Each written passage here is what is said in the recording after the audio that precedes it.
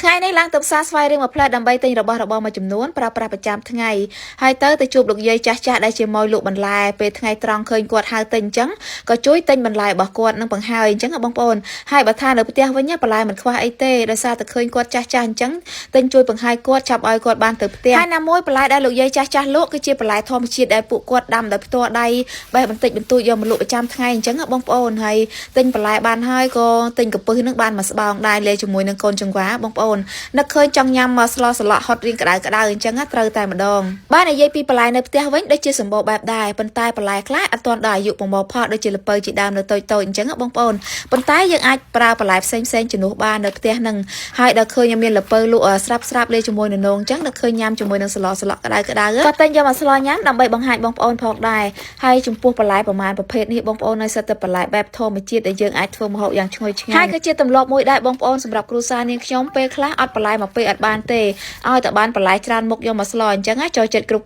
គ្នាតែម្ដងរៀបចំបន្លែក៏ដូចជាត្រីសាច់អីរួចហើយយើងចាប់ផ្ដើមស្លហើយចំពោះស្លសឡក់គឺនាងខ្ញុំដាំទឹកឲ្យពុះជ្រុំប្រហុកចូលអញ្ចឹងបងប្អូនបន្ទាប់មកក៏បង់កូរសក្តិលេជាមួយនឹងខ្ទឹមសរបស់យើងដើម្បីឲ្យឈ្ងុយហើយ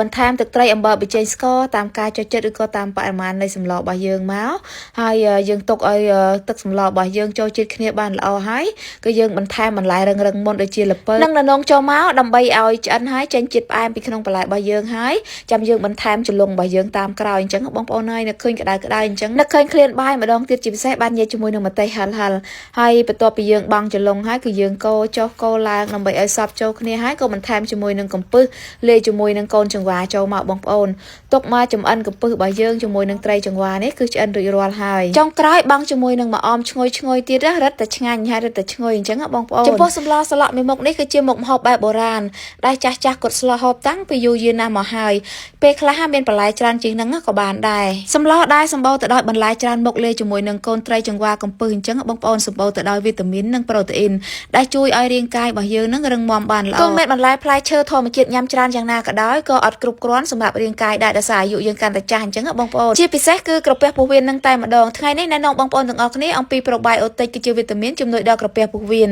ជាផលិតផលរបស់ក្រុមហ៊ុនចែសោភាពសារធម្មជាតិ24ញ៉ាំ probiotic មួយថ្ងៃមួយកញ្ចប់លេជាមួយនឹងទឹកកំឡុងពេលអាហារពេលព្រឹកអញ្ចឹងបងប្អូនជួយរំលាយអាហារជួយប្រព័ន្ធខួរក្បាលការពារពោះវៀនការពារប្រព័ន្ធភាពស៊ាំជាពិសេសកាត់បន្ថយឧស្ម័ននៅក្នុងពោះចំពោះពុកម៉ែបងប្អូនដែលឧស្សាហ៍ចុកស៊ីតណែនឆ្អល់គេងអត់សូវលក់ញ៉ាំអត់សូវបានបាត់ជើងអត់សូវទៀងទាត់ញ៉ាំជាមួយនឹង probiotic រាល់ថ្ងៃជួយជំនួយដល់ក្រពះពោះវៀនរឹងមាំបានល្អអត់ប៉ះពាល់ដល់សុខភាពជាផលិតផលរបស់ប្រទេសបារាំងអាចរកទិញបានតាមតូបតាមផ្សារតាមបណ្ដាខេត្តនានាក្នុងប្រទេសកម្ពុជា